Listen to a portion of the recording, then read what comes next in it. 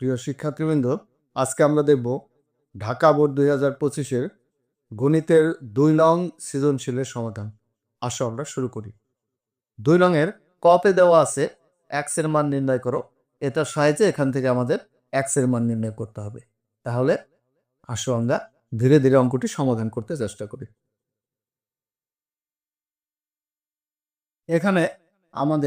এখানে ভিত্তি দেওয়া আছে 3, আর্গুমেন্ট x² - 7 = 2। তাহলে এখানে আমরা কি করতে পারি, লগ ভিত্তি হলো 3, x² - 7। অনেকেই হয়তো তোমরা সরাসরি এটা এখানে অনেক সময় লিখে ফেলো, যে কিন্তু আমি সরাসরি না লিখে একটু দেখো, তোমাদেরকে বুঝে করাচ্ছি, যে তাহলে তোমাদের কাছে জিনিসটা অনেকের কাছে সহজ মনে হবে। এই লাইনটা সচরাচর তোমরা দ্বিতীয় লাইনটা এটা লেখো না, হয়তো অন্য একটা কিছু লেখো, মানে কি লেখো তোমরা, সেটা লেখা হলো দ্বিতীয় লাইন, যে x² - 7 সমান, এখানে লিখে ফেলো তোমরা যে 2q। এই লাইনটা তোমরা সরাসরি লিখে ফেলো। কিন্তু এই লাইনটা কিভাবে হলো সেটা একটু যদি আমি দেখিয়ে দিই, তাহলে তোমাদের হয়তো মানে বুঝতে এবং মনে রাখতে তোমাদের সুবিধা হবে, যে অঙ্কটি ভুলে যাবে না যে এখানে কিভাবে তোমরা কি লিখবি। তাহলে আসো এখানে যদি আমরা এটা রেখে দিই, যে লগ 3 আমরা এখানে লিখে রাখলাম। তাহলে এখন এখানে যেহেতু আমাদের ভিত্তি 3 আছে, তাহলে আমরা একটা কাজ করব, যে লগের ভিত্তি 3 দিয়ে এখানে আমরা এভাবে লিখবো, যেহেতু ভিত্তি যদি 3 হয় আর এটার সাথে যদি যখন এই দুটো মিলে যায়, তখন কি হয়, পুরো জিনিসটার মান কি হয়ে যায়, পুরোটার মান 1 হয়ে যায়। 2 × 1 তাহলে 2ই হলো। এটা আমি ভিত্তি 3 দিয়ে কেন লিখলাম, এটার সাথে মিলানোর জন্য লিখলাম। এখানে যদি তোমার ভিত্তি 4 থাকে, এখানে তুমি 4 লিখবে। এখানে যা থাকে এটার সাথে ভিত্তিটা মিলিয়ে লিখবে। আবার এখানে আমাকে সেটা লিখতে হবে, না হলে তো পুরোটার মান 1 হবে না। তাহলে এখন দেখো, যে এই যে সামনে পাওয়ার আছে 2, এই 2 পাওয়ারটা, এই সামনের সংখ্যা আছে 2, এই 2টা কি হয়ে যাবে, এখানে পাওয়ার হয়ে যাবে। এখন যদি আমি এভাবে লিখি, যে লগ ভিত্তি 3, 3 ভিত্তিক লগ x² - 7, এখানে কি হলো, যে 3 ভিত্তিক লগ এইটা এখন এখানে পাওয়ার হয়ে গেল, এটা এখানে পাওয়ার হয়ে গেল। এখন একটু যদি আমরা খেয়াল করি, যে এখানে লগের ভিত্তি 3, এখানে লগের ভিত্তি 3, এখন আমরা এই জিনিসটা যদি লিখি, তাহলে আমাদের পরিষ্কার মনে থাকে x² - 7 সমান 3²। এই 3 ভিত্তিক লগ, এটাও 3 ভিত্তিক লগ, তাহলে এটা আর এটা আমরা সমান লিখতে পারলাম। এই লাইনটা তোমরা একবারে হয়তো অনেক ক্ষেত্রে লিখে ফেলো, যে প্রথম লাইনের পরেই এই লাইনটা লিখে ফেলো।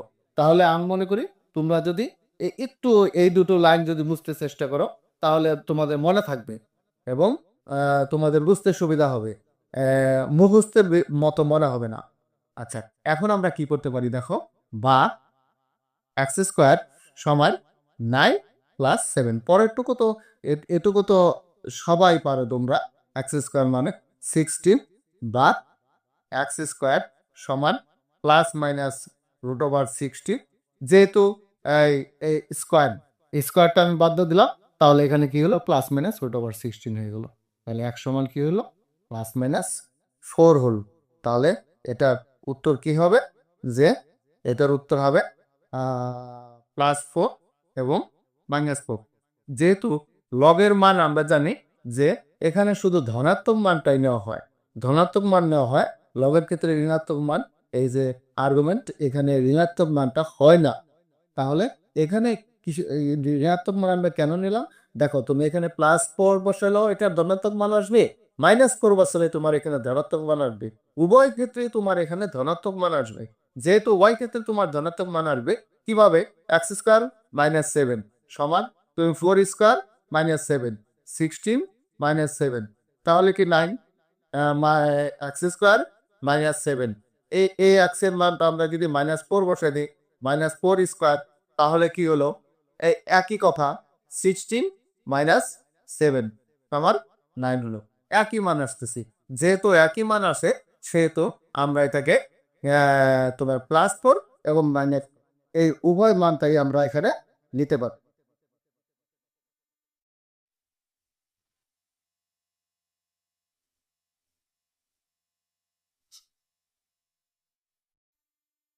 একটি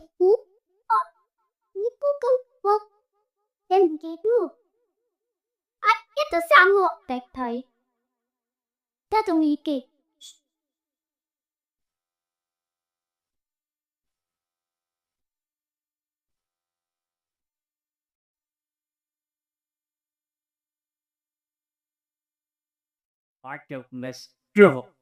Veket Kunki. TTT.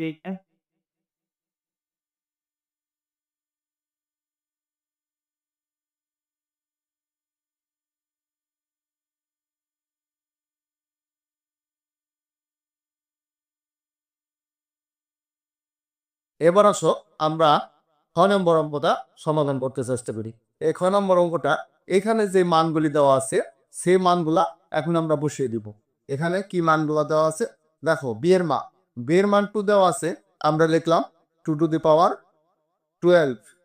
ডি এর মান কত দেওয়া আছে, ডি এর মান 3 টু দি পাওয়ার 16 ভাগ ডি এর মান কত দেওয়া আছে, পি এর মান দেওয়া আছে 8/3, নিচে আছে সি এর মান কত 8, এটার উপরে কত পাওয়ার আছে, এটার উপরে পাওয়ার আছে 16, 2 ইন্টু সি এর মান কত দেওয়া আছে 8, এইটার উপরে কত পাওয়ার আছে -3 বাদ। এখন খেয়াল করো, এখানে যদি আমরা এটাকে এভাবে রাখি যে 2 to the power 12 3 to the power 16 ভাগ, এখানে উপরে নিচে যেহেতু ভগ্নাংশ, তাহলে আমরা উপরের ভগ্নাংশটা ঠিক রাখি, নিচের ভগ্নাংশটাকে উল্টে দেই। এটার নিচে 1 আছে, তাহলে কি হবে 1/8 হবে। এটার নিচে 1 আছে, তাহলে 1/8 হবে, উল্টে দিলাম। আর উপরে পাওয়ার কত, উপরে পাওয়ার হলো তোমার 16, আর এটা কেন 16 টু দি পাওয়ার x-3 বা।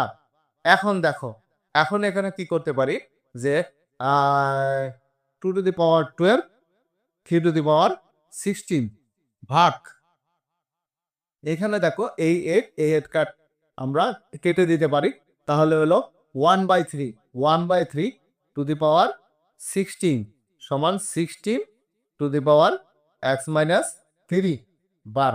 এখন এখানে দেখো 2 টু দি পাওয়ার 12 আর নিচে 3 টু দি পাওয়ার 16 ভাগ, এখানে কি হলো 1 এর উপরে 16 পাওয়ার, তাহলে 1 এ হইলো নিচে 3 এর উপরে কত 16 পাওয়ার সমান 16 টু দি পাওয়ার x-3। তাহলে আসো পরের লাইনটা আমরা খেয়াল করি, এদিকে লিখি বা 2 to the power 12 3 to the power 16, এই ভাগটাকে এখন আমরা কি করব, গুণ দিয়ে এটাকে উল্টে দিব। ভাগ থাকলে সাধারণত আমরা এখানে এই গুণ দিতে হয়, গুণ দিয়ে এটাকে 3 টু দি পাওয়ার কি হলো 16 হলো, নিচে 1টা না লিখলে হবে। এখানে কি করতে পারি আমরা, যে এইদিকে একটা জিনিস খেয়াল করো, যেহেতু এখানে 2 টু দি পাওয়ার থাকবে শুধু, তাহলে ওইখানে আমরা 2 টু দি পাওয়ার করি, যে 2 টু দি পাওয়ার এখানে 4, 16 মানে কি 16 মানে কি 2 টু দি পাওয়ার 4, এটার উপরে আমরা লিখতে পারি x-3 বা এখানে 2 টু দি পাওয়ার 12 সমান এইটা হলো, আমরা কি লিখছি 16 এর বদলে এটা লিখছি। 16 এর বদলে কিভাবে লিখলাম নিশ্চয়ই তোমরা এটা বুঝো, যে 2 দিয়ে দিলাম 8, 2 দিয়ে দিলাম 4, 2 দিয়ে দিলাম 2, তাহলে কি 2 ইন্টু 2 ইন্টু 2 ইন্টু 2, তাহলে 2 টু দি পাওয়ার 4, এই যে এখানে 2 টু দি পাওয়ার 4 হলো, এই জন্য এখানে আমরা 2 টু দি পাওয়ার 4 লিখেছি। তাহলে এটাও পাওয়ার, এটা পাওয়ার, পাওয়ার পাওয়ার গুণ হবে, 2 টু দি পাওয়ার কি হবে 4 দ্বারা গুণ করে দেই, 4x-12 বা এখানে দেখো 2 এর উপরে এটা পাওয়ার, এখানে 2 এর উপরে পাওয়ার, তাহলে এরকম ভিত্তি এক হলে কি করতে পারি আমরা, পাওয়ার গুলা সমান লিখতে পারি। তাহলে কি 12 সমান 4x-12 বা যদি এটাকে পুরোটাকে আমি চেঞ্জ করে লিখি 4x-12 সমান 12 বা 4x সমান 12, এই 12টা এদিকে নিয়ে গেলাম, 12 হলো বা 4x সমান কি হলো 24 বা x সমান 24/4, সুতরাং x equal to 6, তাহলে এটার উত্তর হলো 6। দেখো পুরো অঙ্কটা তুমি দেখো, প্রথমে কি শুধু মানগুলো বসানো হয়েছে, যেখানে মান আছে মানগুলো আমি বসিয়ে দিয়েছি। এটা উপরে ভগ্নাংশ আছে, উপরে ভগ্নাংশ আছে, নিচে একটা পূর্ণ সংখ্যা আছে, তবুও আমাকে কি করতে হবে, এটাকে সরল আকার আনতে গেলে উপরেরটা আমি ঠিক রাখবো, গুণ দিয়ে নিচেরটা উঠাই দিলাম। এখানে 8 আর 8 কাটা গেল। কি হলো 1/c। উপরে পাওয়ার হলো 16, আর এইগুলো যেখানে যা আছে ঠিকই রেখেছি। 1 এর উপরে 16 পাওয়ার 1, 3 এর উপরে 16 পাওয়ার 3 টু দি পাওয়ার 16। আর এখানে কি হলো, পরে ভাগ কাজে আমি এখানে গুণ দিছি, গুণ দিয়ে এটাকে চেঞ্জ করে দিচ্ছি। 3 to the power 16, 3 to the power 16, 2 to the power 12 Pranay. আর এখানে কি করছি, 16 রে 2 টু দি পাওয়ার 4 লিখেছি। এই পাওয়ার গুণ করেছি, 4 টু দি 4x মাইনাস 12। তাহলে এখানে কি হলো, যে পাওয়ার আমরা সমান লিখেছি, সমান লিখে এখানে x এর মান বের করেছি 6। আশা করি তোমরা অবশ্যই এটিও বুঝতে পারবে। গ নম্বর অঙ্কটা এবার আসো আমরা দেখি, একটু খেয়াল করে দিকে। আমরা সবগুলি মান দেওয়া আছে, সরি, আমরা মানগুলো সবগুলো এখান থেকে বসি। তাহলে এখানে কি মানগুলো বসাবো, যেমন log 10 রুট ওভার বি, তাহলে আমরা লিখবো রুট ওভার প্লাস 10 ভিত্তিক log root over C, C মানে কত 8, মাইনাস এখানেও 10 ভিত্তিক লগ ডি, ডি মানে কত 3, এখানে লগ 10 ভিত্তিক লগ 2 ইন্টু সি, সি মানে কত 8, মাইনাস 10 ভিত্তিক লগ ডি স্কোয়ার, ডি মানে কত 3, 3 স্কোয়ার। তাহলে এখানে একটা জিনিস খেয়াল করো, প্রত্যেকটার উপরে তোমার এখানে রুট আছে, এখানে রুট আছে, এটার সাথে রুট নেই। এখানে যদি আমরা একটা এই থ্রিটাকে আমরা কি লিখতে পারি, 2 to the power half plus 10 8 two the power half.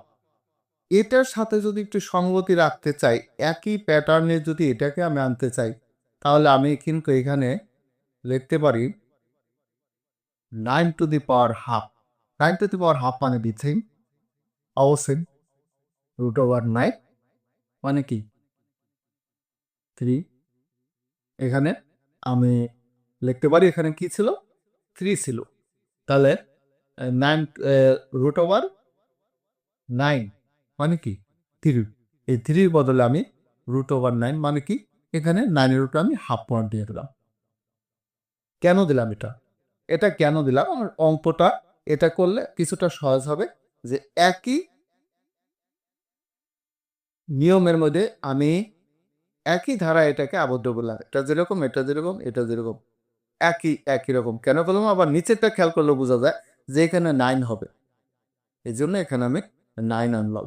এখানে কি হবে এখন, যে এখানে হবে log 10 16 মাইনাস log 10 9। এই দেখো এখানে 16 হবে, একটু খেয়াল করলে দেখা যাবে 16, আর এখানে 9 হবে, তাহলে এখানে 9 আর এই দুটো মিলে কিন্তু 16 হবে। নিচেরটা খেয়াল করতে বোঝা যায়, আমাদের উপরে কি করতে হবে। এখন আমি যদি সব হাফটা লগের পাওয়ার, এটা যেটা পাওয়ার তোমরা সবাই জানো, পাওয়ারটা আমরা সামনে আইনা লিখতে পারি। তাহলে এখানে কি হাফ লিখবো, হাফ লগ 10 2 প্লাস হাফ, এখানে লিখবো লগ, এখানে দিয়ে কি দিব 10 লগ 10, এখানে দিও হলো 8 মাইনাস এখানে হাফ আনবো, হাফ লগ 10 বেস এখানে হলো 9। তাহলে এখানে দেখো তোমরা খেয়াল করো, আমি কি করেছি, শুধুমাত্র পাওয়ারগুলোকে সামনে এনে লিখেছি, আর কিছু তুমি এখানে log A minus log B, log A minus log B তোমরা কি জানো, log A by B, log A minus log B, log A by B, log A minus log B সমান কি লগ এ বাই, এটা এখানে লেখা হলো log A by. আর এটাকে যদি থাকে কখনো যদি এখানে তোমার প্লাস থাকে, তখন কি হবে, তখন হবে এ বি। তাহলে এখানে প্লাস আছে, ওটা হবে এ বি, আর এটা হবে ভাগ, এই অংশটা ভাগ হবে। তাহলে এখন দেখো আমরা উপরের অংশ দেখি,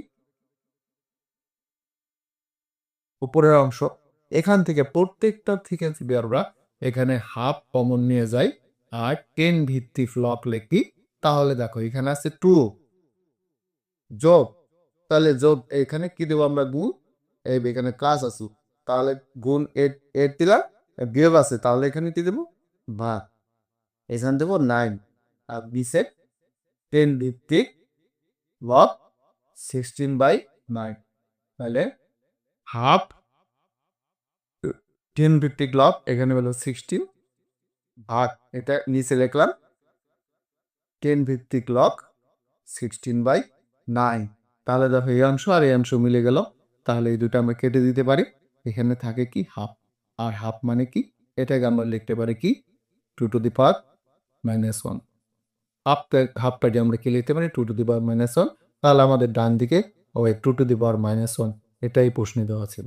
তাহলে হ্যাঁ, আমরা যেমন তোমরা এটা কিভাবে লিখলাম, x^-1 মানে কি 1/x, x^-2 1/x²।